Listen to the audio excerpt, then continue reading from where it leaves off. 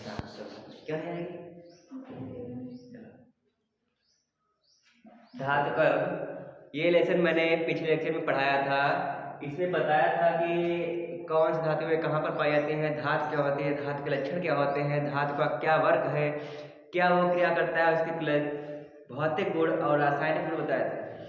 तो धातु के बारे में मैं पिछले लेक्चर में बता चुका हूँ। धातु बताया था, देखिए धातु हो गया, धातु के लक्षण हो गया,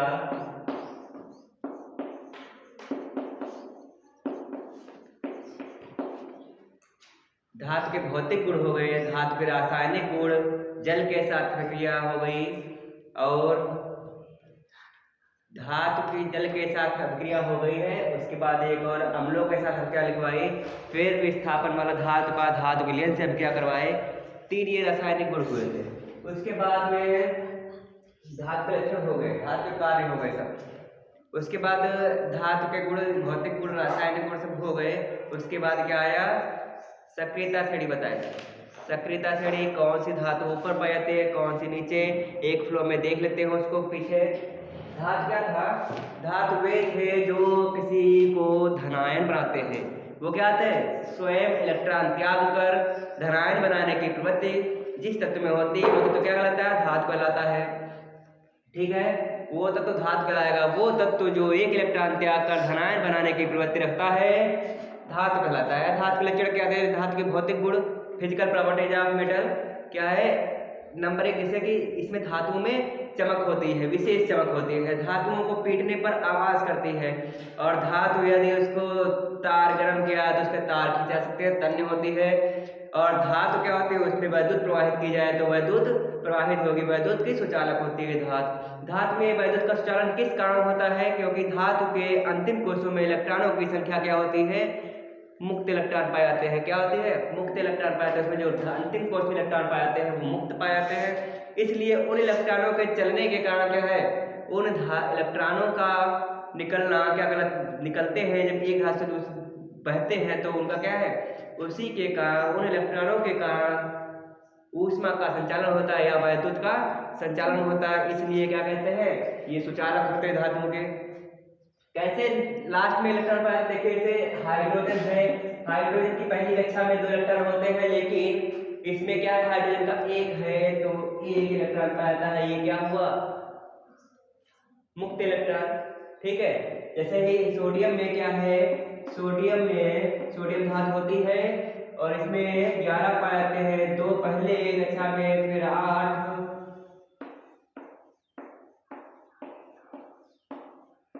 और फिर 1 पाया जाता है। 8 2 10 1 11, तो इसमें लास्ट में 1 इलेक्ट्रॉन पाया गया, तो यही इलेक्ट्रॉन त्याग करके क्या बनता है, Na क्या बनता है, Na प्लस बनाता है। तो ये क्या धनायन बनाता है। हाइड्रोजन 1 इलेक्ट्रॉन त्याग के क्या बनता है, H प्लस बनाता है। तो ये क्या करते हैं, 1 इलेक्ट्रॉन त्याग रहे हैं, तो 1 इलेक्ट्रॉन त्यागने की प्रवृत्ति को क्या कहते हैं, धनायन बनाते हैं। तो धनायन बनाने की प्रवृत्ति को ही जो तत्व धनायन बनाने की प्रवृत्ति रखते हैं उन्हें क्या कहते हैं, धातु कहते हैं। और धातु के लक्षण तो बता ही दिए मैंने, चमक होती है, सब कुछ हो गया। उसके बाद अब धातु के रासायनिक गुण। रासायनिक गुण क्या हुए, जैसे धातु के रासायनिक गुण मैंने बताया था, जल के साथ अभिक्रिया, जल के साथ अभिक्रिया, जल के साथ अभिक्रिया मैंने क्या बताया था, जल के साथ अभिक्रिया कराएंगे तो उनके हाइड्रोक्साइड में परिवर्तित होंगे, उनके हाइड्रोक्साइड में परिवर्तित होंगे और हाइड्रोजन मुक्त करेंगे। तो क्या करेंगे, देखिए जैसे Ca था प्लस H2 था, H2O CO plus H2O gives क्या है, Ca का हाइड्रोक्साइड बनाएंगे। हाइड्रोक्साइड क्या बनाने के लिए, OH से क्या करेगा, तो क्या OH, तो कैल्शियम हाइड्रोक्साइड। तो Ca की कितनी होती है, प्लस प्लस होती है, नहीं होती है। Ca की ऑक्सीकरण संख्या क्या होती है, संयुक्ता क्या होती है, प्लस प्लस। यानी कि Ca के लास्ट कोर्स में कितने इलेक्ट्रॉन पाते हैं, 2 पाए जाते हैं, तो वो 2 त्यागता है, तो क्या होता है, Ca प्लस प्लस बनाता है। यदि इसमें 2 संयुक्ता पाई गई Ca में, तो OH में कितनी होती है, OH में तो आप जानते होंगे कि OH में 1 माइनस की होती है, OH की माइनस की 1 है, तो Ca की प्लस 2, OH की माइनस 1, तो बैलेंस करेंगे। मैंने सूत्र बताया था, तो Ca का कैसे सूत्र बनाएंगे, Ca रखेंगे और OH रखेंगे, इसकी संयोजकता OH की संयोजकता इसके साथ, इसकी संयोजकता इसके साथ, तो क्या हुआ, OH की 1 है तो 1 नहीं लिखी जाती है, लेकिन Ca की कितनी है, 2 है, तो 2 लिख दिए। ये क्या बन गया? सूत्र बन गया कैल्शियम का हाइड्रोक्साइड, कैल्शियम का हाइड्रोक्साइड यानी कैल्शियम हाइड्रोक्साइड। तो यहाँ पे आपको कैल्शियम हाइड्रोक्साइड बनाना है। आपको ये नहीं ध्यान रखना ये कैसे बनेगा, ये नहीं सोचना ये कैसे बनेगा, ये ध्यान रखना कैल्शियम का जब भी जल से क्या कराएंगे तो क्या बनाएगा? हाइड्रोक्साइड बनाएगा। तो कैल्शियम का हाइड्रोक्साइड बनाने के लिए कैल्शियम के साथ हाइड्रोक्साइड लिखिए और उसकी स्थिरता प्रदर्शित कर दिए। क्या बन गया? सूत्र बन गया कैल्शियम हाइड्रोक्साइड बन गया। अब देखेंगे आप संतुलित करेंगे, देखिए C1 है 1 हुआ, उसके बाद O कितने हैं? 2 हुए, लेकिन इधर कितना है? 1 ही है, तो क्या करेंगे? 2 करें और 2 दूनी 4 हाइड्रोजन हो गए। यहाँ पे हाइड्रोजन 2 ही है तो अलग से 2 जोड़ देते हैं, बैलेंस हो गया रिएक्शन। तो इसमें क्या है?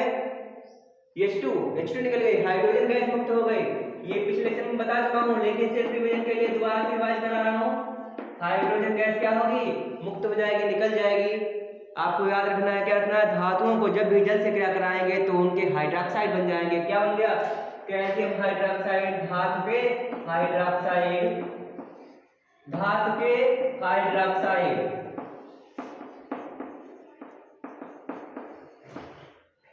जब भी क्रिया कराएंगे जल से, धातुओं की जल से क्रिया कराएंगे। देखिए ये भी बताया था, धातु प्लस जल क्या बनाएगा?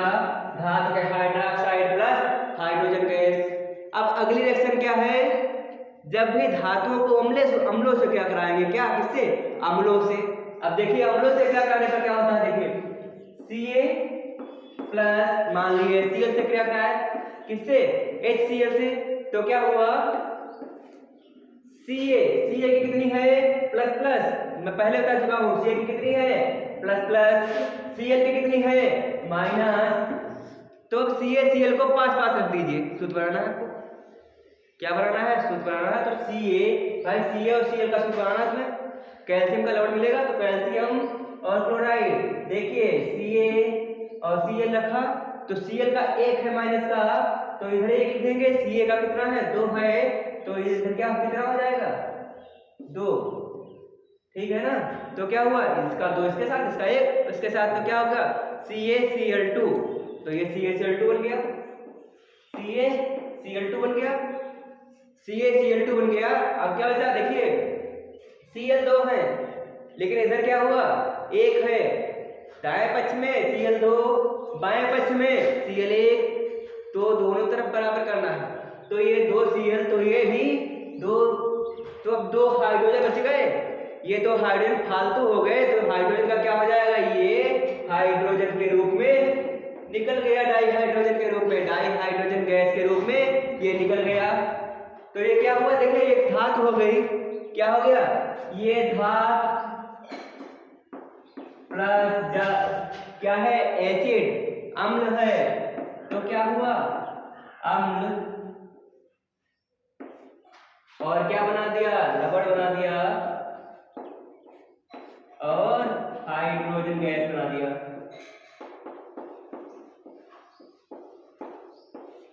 हाइड्रोजन गैस बना दी। तो क्या करेंगे? जब भी जल से क्या कराएंगे क्या बनेगी? हाइड्रोजन गैस निकलेगी। अम्ल से क्या कराएंगे तो भी हाइड्रोजन गैस निकलेगी। अब क्या करेंगे? देखिए अब धातु किससे क्रिया कराए? देखिए Zn धातु है और एक जो है Cu धातु है, लेकिन कॉपर सल्फेट का एक विलयन है। ये धातु क्या है? धातु का विलयन है, ये धातु है, ये धातु का विलयन है। तो धातु के विलयन से क्रिया करेगी तो क्या करेगा? अधिक सक्रिय धातु कम सक्रिय धातु को क्या कर देती है? विस्थापित कर देती है। तो क्या बनाया? ZnSO4 प्लस Cu, क्या निकाल दिया? कॉपर निकाल दिया। ZnSO4 और क्या निकाल दिया? कॉपर निर्मुक्त कर दिया। तो क्या हुआ? ये धातु का अपचयन कहलाता है, ठीक नहीं? ठीक है, तो ये क्या? कॉपर का अपचयन कर दिया और अधिक सक्रिय धातु कम सक्रिय धातु को अपचयित करता है, ठीक है। जैसे एक इसका और एग्जांपल देख लीजिए, Zn है प्लस H2SO4, तो ये भी तो हाइड्रोजन सल्फेट है, सल्फ्यूरिक अम्ल है। अम्ल भी क्रिया करता है तब भी इसमें भी लिख सकते हैं और इसमें भी। ये अधिक सक्रिय धातु है, ये कम सक्रिय धातु है, ये अधिक सक्रिय, ये कम सक्रिय। तो क्या हुआ? ZnSO4 प्लस H2, इसमें भी क्या हुई, हाइड्रोजन गैस निकली। ठीक है, सभी अभिक्रियाएं हो गई, ये सब मैं पिछले लेक्चर में पढ़ा चुका हूँ, परंतु याद करवाने के लिए, रिवाइज करवाने के लिए मैंने बता दिया। ठीक है, उसके बाद में ये तो सब हो गया। अब सक्रियता श्रेणी, ये जो अपचयित किया है, ये जो विस्थापित किया है, वो क्यों किया, ये क्यों विस्थापित किया, इसलिए कि किसकी सहायता से, सक्रियता श्रेणी की माध्यम से। तो आप सक्रियता श्रेणी पढ़ा चुके हैं, तो सक्रियता श्रेणी की एक मिनट के अंदर आप जान लीजिए क्या होता है।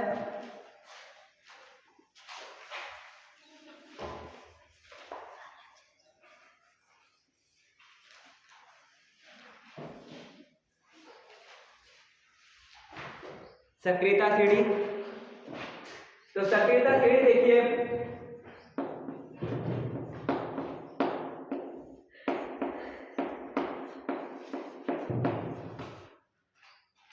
सक्रियता श्रेणी, सक्रियता श्रेणी का मैंने सूत्र बताया था, देखिए ध्यानपूर्वक याद करिए, लिखबा सरका नामज अलमान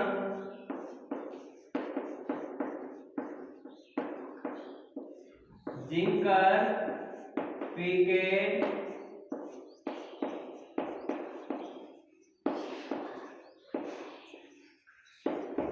कोनी सनपर है। फिर क्या था, CU HG AG PT EU। तो क्या है देखिए, इससे क्या था, Li K Ba SR Ca sodium और मैग्नीशियम, एल्युमिनियम, मैग्नीज,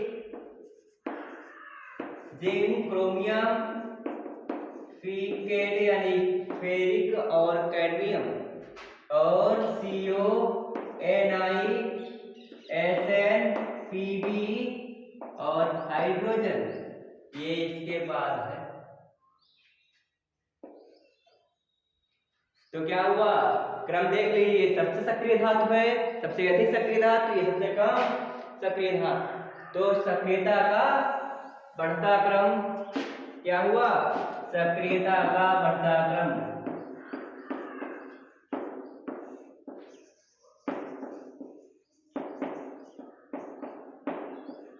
सक्रियता का बढ़ता हुआ क्रम,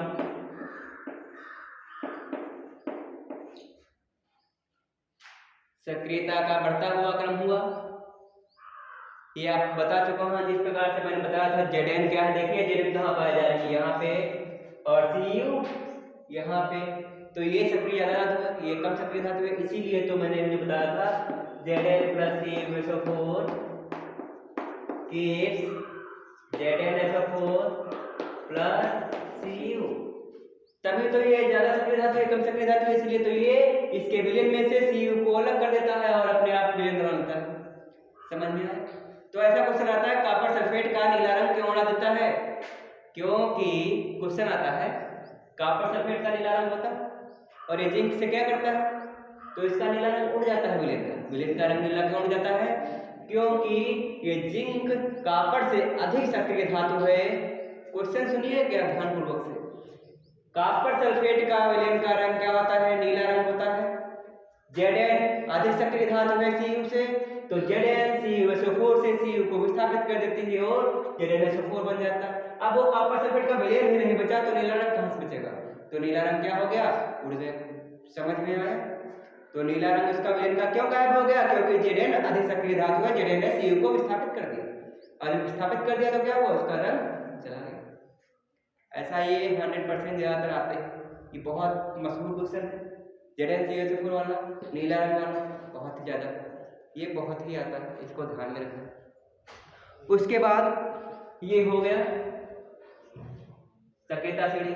सक्रियता श्रेणी तो ये हो गई, सक्रियता श्रेणी के विलक्षण से मैंने बताया थे कि ये सबसे ऊपर पाई जाने वाली धातु सबसे अधिक सक्रिय होती है, सबसे नीचे वाली पाई जाने धातु सबसे कम सक्रिय होती है। ऊपर वाले धातु नीचे वाले धातु के विलयन से नीचे वाली धातु को विस्थापित कर देती है। कितने लक्षण? अधिक सक्रिय धातु, सबसे ऊपर वाली धातु सबसे अधिक सक्रिय होती है, सबसे नीचे वाली धातु सबसे कम सक्रिय होती है। ऊपर वाली धातु नीचे वाली धातु को उसके विलयन से विस्थापित कर देती है। ठीक है, इसका अपचयन भी बहुत सबसे ज्यादा होता है। ये अपचायक, प्रबल अपचायक है। ये क्या है? प्रबल अपचायक, क्योंकि ये अपचयित कर देती है। प्रबल अपचायक, सबसे कम अपचायक, सबसे ज्यादा ऑक्सीकारक, सबसे कम ऑक्सीकारक, उल्टा होता है। ये क्या है? प्रबल अपचायक। किसी धातु को अपचयित कर दिया, देखो इसने इसको अपचयित कर दिया सीयू को, तो ये अपचायक नहीं हो, सीयू से ज्यादा अपचायक है, और ये कम अपचायक। ठीक है, Zn क्या है? सीयू से ज्यादा अपचायक का गुण रखता है, और सीयू क्या रखता है? ऑक्सीकरण का गुण रखता है। समझ में आया? ठीक है, ये हो गया, गुण भी हो गए। क्या क्या थे?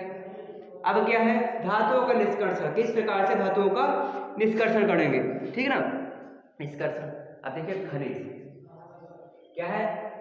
धातु जो है, धातुओं के बारे में सब गुण पढ़ लिए, धातु क्या होती है, धातु के भौतिक गुण पढ़ लिए, धातु के रासायनिक गुण पढ़ लिए।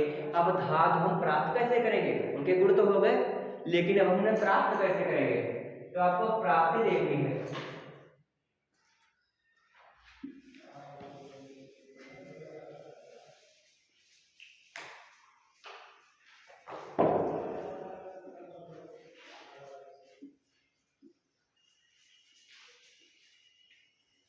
धातु भाई कहाँ पाए जाते हैं? आपको ये सोचना है। धातु इसमें जमीनों से निकाले जाते हैं, खानों से निकाले जाते हैं, भूमि से ना, पृथ्वी से ही निकलते हैं। धातुएं जो है पृथ्वी से ही साफ करके निकाले जाते हैं। तो पृथ्वी में जिस रूप में पाई जाती है उसे क्या कहते हैं? खनिज कहते हैं। धातुएं संयुक्त अवस्था में क्या पढ़ना है आपको? खनिज पढ़ना है। खनिज, फिर क्या पढ़ना है? अयस्क,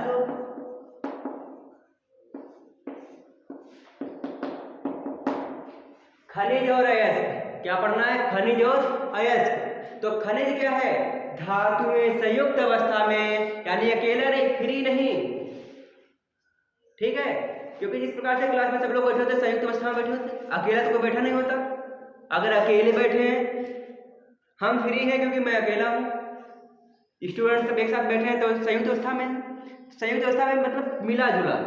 पृथ्वी में, पृथ्वी के अंदर जिस प्रकार जिस संयुक्त अवस्था में धातु पाई जाती है उसे क्या कहते हैं? खनिज कहते हैं। खनिज कहते हैं। खनिज तो बहुत प्रकार के होते हैं, खनिज तो बहुत हैं, लेकिन जिस खनिज में कम लागत लगे और धातु में आसानी से प्राप्त हो जाए उस खनिज को क्या कहते हैं? अयस्क कहते हैं। खनिज तो है बहुत सारे, लेकिन जिस खनिज में कम खर्चा लगे और हमें धातु प्राप्त हो जाए तो उस खनिज को ही क्या कहते हैं? अयस्क कहते हैं।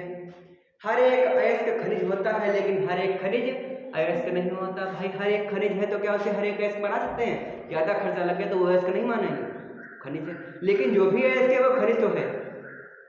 हर एक अयस्क क्या है? खनिज है। आपको लिखना पड़ेगा क्या? प्रत्येक अयस्क खनिज हो सकता है, प्रत्येक अयस्क खनिज होता है। ठीक है ना, प्रत्येक अयस्क खनिज होता है, परंतु हर अयस्क, परंतु प्रत्येक खनिज प्रत्येक खनिज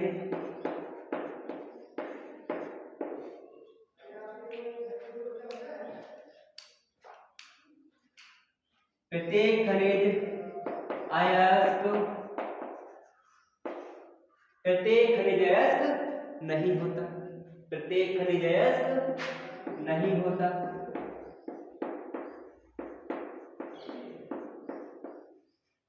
ये एक महत्वपूर्ण पॉइंट हो गया। खनिज क्या हुआ? खनिज वे पदार्थ हैं जो भूमि में जिस अवस्था, संयुक्त अवस्था में पाए जाते हैं खनिज कहलाते हैं। जैसे कॉपर पायराइट। कॉपर पायराइट का सूत्र क्या होता है? CuFeS2। क्या हुआ? CuFeS2, कॉपर पायराइट हुआ। ये किसका अयस्क है? कॉपर का अयस्क है। किसका अयस्क है? कॉपर का अयस्क है।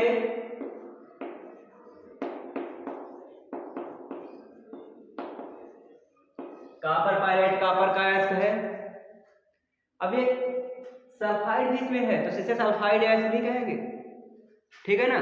ये किसका है, कॉपर का भी अयस्क है और ये आयरन का भी अयस्क है और सल्फाइड का भी है, लेकिन ये कॉपर का अयस्क महत्वपूर्ण है, ठीक ना। तो क्या है, सल्फाइड से फेन प्रवण विधि पढ़ाएंगे तो उसमें क्या होता है, सल्फाइड अयस्क को पसंद करके आता है। तो सल्फाइड अयस्क कौन है, CuH2 से सल्फाइड अयस्क है तो कॉपर का, लेकिन सल्फाइड तो पाया जा रहा है।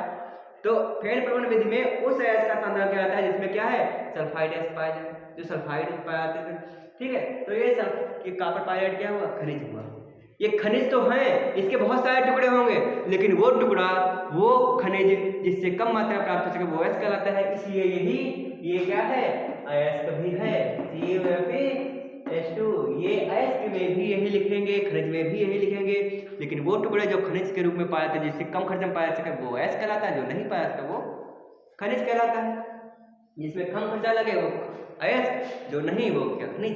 खनिज तो इसे खनिज भी कहेंगे और अयस्क भी कहेंगे, लेकिन कहीं कहीं पे अयस्क नहीं कहेंगे क्योंकि इसमें ज़्यादा खर्चा आ गया है तो वो खनिज नहीं, अयस्क नहीं रह जाएगा, ठीक है। ये खनिज अयस्क समझ में आया। खनिज अयस्क में कोई भी डाउट हो तो आप पूछ सकते हैं।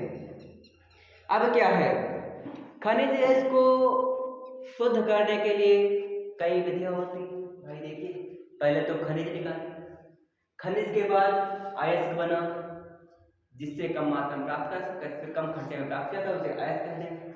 अब क्या है, जो टुकड़े हमें अयस्क मिले हैं उनको क्या करेंगे, पहले तो उनको रखेंगे, पीनेंगे, उसमें से क्या करेंगे, उसमें से बड़ी बड़ी उसको पहले तोड़ देंगे, उस टुकड़े को क्या करेंगे, पहले तोड़ेंगे, फिर क्या करेंगे, उसमें से बड़ी बड़ी अशुद्धियां निकाल के फेंक देंगे, जैसे कंकड़ पत्थर ये सब जो है ना, कूड़ा बड़ा, ये सब क्या फेंक देंगे। उसको निकाल के ऐसे हाथों से बीन लेंगे। उसके बाद क्या है, उसके बाद क्या, उस अयस्क को पीस देंगे। क्या करेंगे, पहले तो उसे अयस्क को तोड़ेंगे, ठीक ना, फिर क्या है, पीसेंगे। अब पीसेंगे, चक्की से बड़ी बड़ी मिलों में पीस लिया जाता है, इसे बड़ी बड़ी मिलों में पीस लिया। अब ये बुरादा बन गया, बुरादा बन गया। अब उसके बाद क्या करेंगे, इसे पीसने के बाद 3 विधियां हैं। क्या है, 3 विधियां हैं, 3 विधियों से इन्हें शुद्ध करेंगे। 3 विधियां कौन कौन सी हैं, पहले तो आप पढ़ेंगे गुरुत्वीय पृथक्करण विधि। कौन सी, गुरुत्वीय पृथक्करण विधि।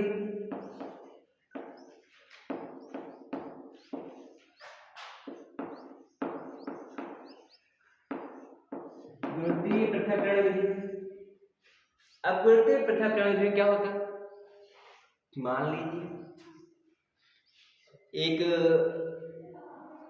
पानी प्रवाहित किए, ठीक ना, कोई जैसे नली बना ली, उसमें क्या किए, पानी प्रवाहित किए। पानी जब प्रवाहित करेंगे उसमें क्या डाल देंगे, अयस्क को जो हम पीसे थे उसको उसमें डाल देंगे, और डाल देंगे, तेज धारा पानी की प्रवाहित हो रही है।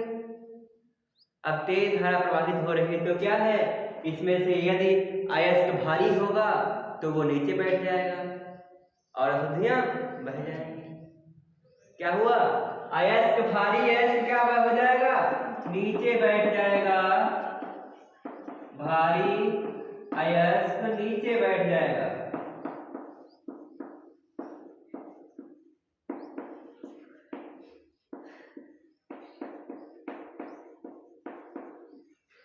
और हल्की अशुद्धियां पानी के साथ बह जाएंगी।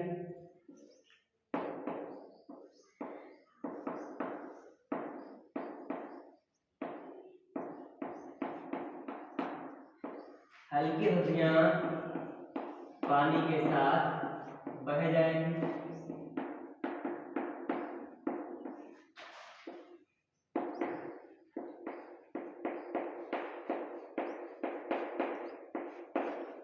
ठीक है ना, हल्की अशुद्धियां पानी के साथ बह जाएंगी तो क्या हमें अयस्क, शुद्ध धातु यहाँ पे मिल जाएगी। तो क्या हुआ, हल्की अशुद्धियां बह जाएंगी और भारी अयस्क नीचे बैठ जाएगा, अशुद्धियां बह के भारी अयस्क को निकाल देंगे, ठीक है ना।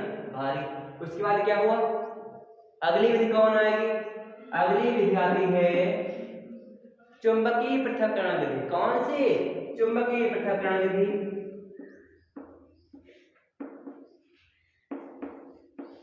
चुंबकीय पृथक्करण विधि आएगी।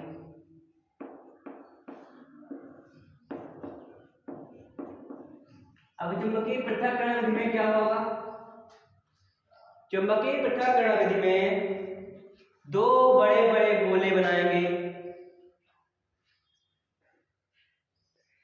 दो बड़े बड़े गोले, किसके, रोलर, दो रोलर बनाएंगे। देखिए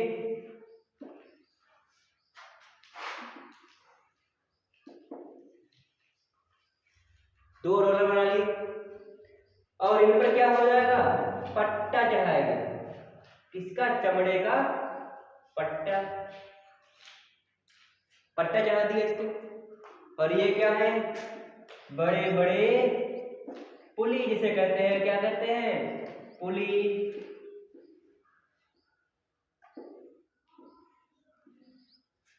इसे क्या कहते हैं, बीच वाले को हब, क्या कहते हैं, हब कहते हैं। ये तीलियां होती है, लेकिन इसमें ये पूरा क्या हो गया, एक चक्र जैसा हो गया। तो दो चक्र के आकार के ये क्या है, पुली है, जिसपे क्या है, चमड़े का पट्टा चढ़ा हुआ है, पट्टा चढ़ा होता है। और ये पुलियां क्या है, एक सहारे की सहायता से क्या होती है, बंधी होती, इस पे क्या है, पट्टा चढ़ा हुआ, ठीक है। अब यहाँ पे ये नहीं बनाते हैं, इसकी यहीं पे तो है ना। अब इस पे क्या डालेंगे, अयस्क डाले, पिसा हुआ अयस्क इस पे डाले, कीप के द्वारा, कीप के द्वारा अयस्क यहाँ पे पिसा हुआ डालेंगे, पिसा हुआ अयस्क डालेंगे कीप के द्वारा। और वो अयस्क किसका होगा, यदि ये किसमें प्रयोग की आती है, ये उसमें प्रयोग की आती है, उस में जिसमें या फिर अयस्क चुंबकीय हो या फिर अशुद्धियां चुंबकीय हो। यदि चुंबकीय होंगी अशुद्धियां या अयस्क, तभी ये विधि प्रयोग में लाई जाएगी, अन्यथा ये प्रयोग में नहीं लाई जाएगी। जब उसमें चुंबकीय गुण है ही नहीं किसी में, तो ये किस लिए लाएगा, ये किसके लिए, ये चुंबकीय के लिए होगा, ये भारी अयस्कों के लिए, ये चुंबकीय अयस्कों के लिए, ठीक है। तो ये चुंबकीय होगा, बहुत सारा अयस्क गिर रहा है, और ये गिरने के बाद क्या होगा, ये पट्टा चलेगा, घूमेगा, और तो हल्की अशुद्धियां कहाँ दूर गिरेंगी जाके, और भारी अयस्क, तो क्या हुआ, भारी अयस्क पास में गिर गया, भारी अयस्क पास में गिर जाएगा, हल्की अशुद्धियां दूर गिरेंगी। तो इस प्रकार से क्या हुआ, चुंबकीय गुण होने के कारण ये अयस्क अलग हो गया और अशुद्धियां अलग हो जाएंगी। तो ये विधि प्रयोग में लिया। उसके बाद तीसरी विधि कौन सी है, तीसरी विधि आती है फेर प्रबल विधि। कौन सी, झाग अथवा फेर प्लवन विधि।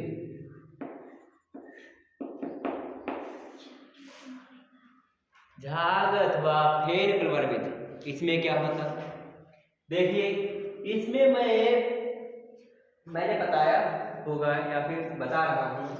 देखिए झाग प्लवन विधि क्या होता है, एक बड़ा सा टैंकर लेंगे, ठीक है, एक बड़ा सा टैंकर लेंगे, इसमें पानी भरा होगा यानी जल, इसमें जल भरा होगा, इसमें जल भरेंगे, उसमें क्या डालेंगे, सल्फाइड, पहले इसमें क्या डालेंगे, चीड़ का तेल डालेंगे, चीड़ का तेल,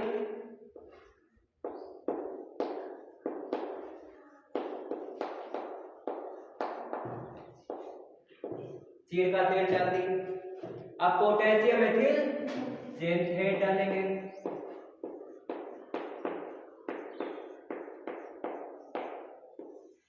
पोटेशियम जैंथेट डालेंगे।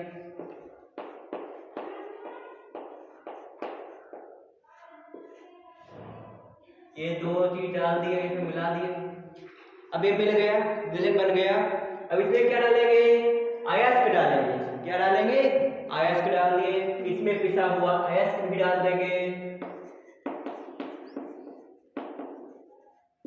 कौन सा? सल्फाइड। कौन सा अयस्क? सल्फाइड अयस्क। इसमें क्या था? चुंबकीय अयस्क था। इसमें कौन सा होगा? सल्फाइड अयस्क होगा। सल्फाइड अयस्क होगा और यहां से क्या प्रवाहित करेंगे? वायु प्रवाहित करेंगे ना। जो वायु आएगी और वायु यहां से आएगी और क्या मिश्रित करेगी? वायु आएगी तभी तो सल्फाइड अयस्कों की क्या बनाएगी? झाग बनाएगी। वायु के कारण ही क्या बनती है? झाग बनती है। क्योंकि जो झाग बनती है, झाग के अंदर क्या होता है? वायु होती है ना। वायु प्रवेश कराएंगे और हिलाएंगे, इसको बड़ा मिक्सिंग करेंगे और मिक्सिंग करने के बाद ये क्या होगा? झाग बनाएगा। और सल्फाइड जो अयस्क है वो झाग के रूप में कहाँ एकत्रित हो जाएंगे? ऊपर। ये क्या हो गया? झाग के रूप में ऊपर एकत्रित हो गया। और नीचे क्या हुआ? अशुद्धियां नीचे बैठ जाएंगी। ठीक है। ऊपर क्या होगा? ये ऊपर झाग निकाल लिया जाएगा और नीचे वाली अशुद्धियां बैठ गई। इस प्रकार से गैस को शुद्ध किया सकता। समझ में आया? तीनों विधियां ये हो गई। अब तीनों विधियां ये आप नोट कर लीजिएगा, समझ लीजिएगा। अब इसके बाद और विधियां आएंगी। ये विधियां तो मैंने बता दी। इसमें अभी भर्जन अयस्क रह गया ना। अभी क्या है? भर्जन रह गया, निस्तापन रह गया और क्या? प्रगलन, गालक।